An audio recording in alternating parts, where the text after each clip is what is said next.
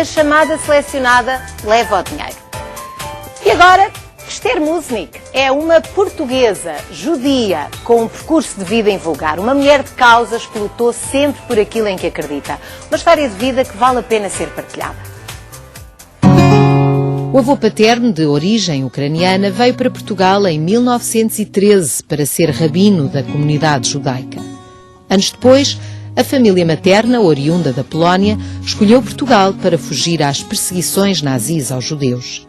Em 1929, os pais de Esther conhecem-se, apaixonam-se e casam. Deste amor nascem 4 filhos. Moram na Rua da Artilharia 1, em Lisboa, frequentam o Liceu Francês e são presença assídua na sinagoga. A minha casa era uma casa muito tradicional do ponto de vista judaico. No seio da comunidade judaica vivem com mais liberdade do que os outros jovens da altura, mas as diferenças culturais nem sempre são compreendidas pela maioria. Éramos vistos como uns bichos raros. Não se falava em judeus. Não havia. É como se nunca tivesse havido em Portugal judeus. E, portanto, as pessoas desconheciam completamente. Aos 16 anos, Esther parte com uma das irmãs para Israel. Uma experiência importante, mas dolorosa. Foi o meu primeiro contacto real com a memória do Holocausto. Porque, na realidade, nós, naquela época, não se falava nas casas das pessoas. Não se falava, os pais não falavam. Era demasiado perto, demasiado doloroso. 2 anos depois, volta a Portugal, acaba o liceu e vai estudar Sociologia para Paris. Foi talvez um momento muito feliz na minha vida. Vive com intensidade o maio de 68 e apaixona-se por aquele que viria a ser o pai das filhas. Em Paris foi a plenitude, é diferente. É a plenitude, não é a angústia, não é a ansiedade, é a plenitude. A plenitude da liberdade, da independência, de não ter que prestar contas, de fazer o que eu acho que tenho que fazer. 2 anos antes do 25 de Abril, resolveu criar raízes. Regressou a Portugal e instalou-se no norte do país, onde realizou trabalho político para um grupo de extrema esquerda. Eu nunca tinha vivido numa aldeia e não tinha um comportamento adequado. Não tinha, não podia ter, não sabia, não me vestia da mesma maneira, não tinha as maneiras recatadas, ou não recatadas, não sei, mas não tinha as maneiras das pessoas, era esquisita. Para as pessoas eu era esquisita. Em 75, já depois do 25 de Abril, integra o Partido Comunista Português. No início dos anos 80, vai para a Albânia conhecer a realidade comunista. Não se identifica com o que vê e resolve regressar a Portugal. Era algo que impedia a realização plena das pessoas. Portanto, para mim foi a vacina clara, a Albânia. Em Portugal, reaproxima-se da comunidade judaica. Elas sempre viveram o judaísmo como uma coisa alegre, pacífica, boa, como fazendo parte da sua própria identidade. Elas sempre souberam que eram judias,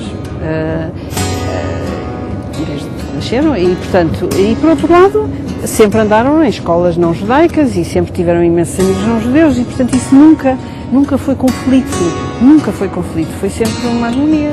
Torna-se uma das figuras mais relevantes da comunidade israelita em Portugal. Hoje, assume-se como uma mulher feliz e realizada, judia e portuguesa. Não gosto do judeu que se diz eu sou só judeu, porque eu acho que nós somos judeus, mas somos também seres que participamos de toda a vida dos povos onde estamos.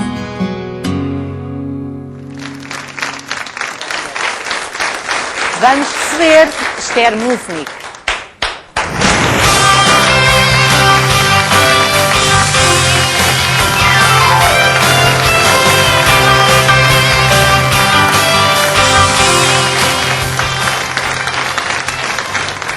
Bem, tivemos aqui um pequeno excerto dos momentos mais marcantes da sua vida.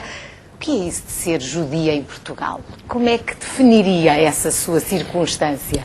Em primeiro lugar é ser portuguesa, cidadã portuguesa, que apenas tem uma religião diferente. Hoje todas as religiões são diferentes, porque em Portugal hoje em dia há católicos, mas também há protestantes, há muçulmanos, há hindus, portanto é simplesmente ser cidadão português, mas com uma outra religião.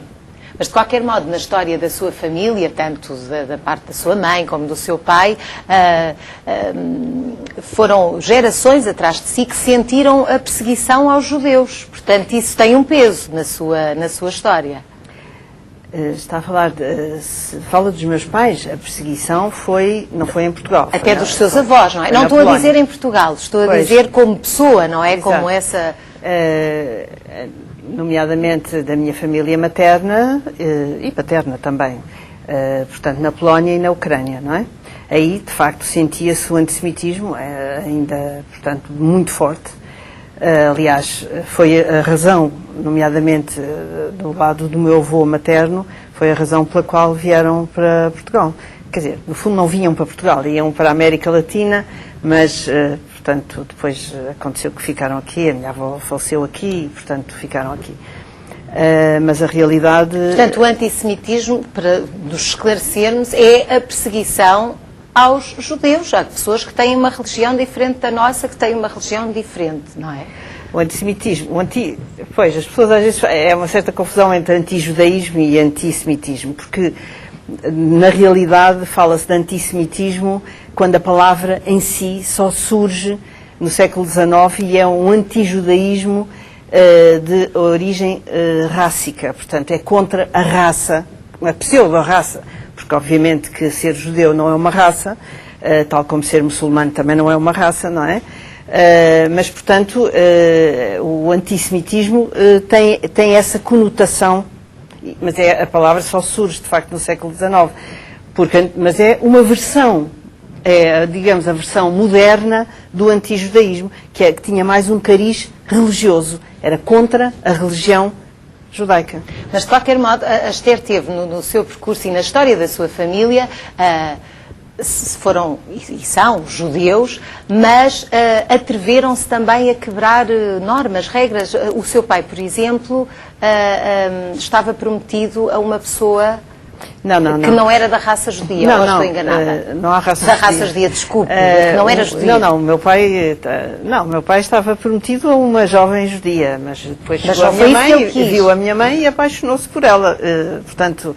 Não é isso, não, mas vamos lá ver, os judeus são seres humanos como qualquer outro e, portanto, mais importante do que a religião, no fundo, acaba por ser a humanidade, ou seja, nós somos seres humanos e o que é fundamental é, de facto, o outro ser humano. Se me perguntam, muitas vezes perguntam a mim, é mais judia ou é mais isto ou mais aquilo, e eu digo, em primeiro lugar, eu sou mulher e sou mãe. E depois sou portuguesa, judia, etc. Toda uma série de características que fazem... Claro, e é por isso que está aqui hoje connosco, mas justamente porque lhe fazem essa pergunta, não é? A razão de estar aqui também é porque é que iam perguntar-lhe se é mais judia ou mais portuguesa. Quer dizer, há aqui uma certa desconfiança nesta pergunta também, não é? Porque Portugal é um país de cultura religiosa cristã, como aliás a maioria da Europa. E, portanto, digamos que aquilo que não é cristão ou católico causa uma certa estranheza. Eu acho que isso está a desaparecer. Hoje em dia, exatamente, felizmente. Mas eu lembro-me, quando era miúda, era muito complicado de dizer o meu nome. Aliás, eu detestava ter o meu nome, porque ninguém se chamava Esther, e muito menos Muxnik. Quer dizer, era um nome absolutamente impossível de se dizer. E, portanto, mesmo até os professores riam.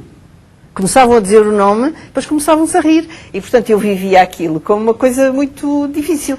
Mas, na realidade, hoje em dia já há nomes... Isabelinha. Eu queria-lhe à minha mãe para me chamar Isabelinha, que nunca me chamou.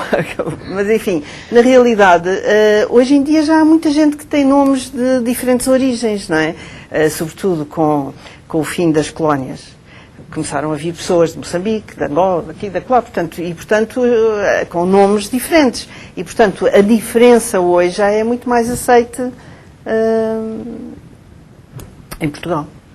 Bom, como já se percebeu, é uma mulher com uma vida recheada de episódios, vimos ainda agora na reportagem, e há um lugar em Lisboa... Há um engano, eu nunca fui do Partido Comunista Português. Então estamos aqui com muitas incorreções hoje, já estou a ficar um bocadinho aflita. Mas há um lugar em Lisboa que tem destaque nessas recordações da nossa convidada. Vamos ver.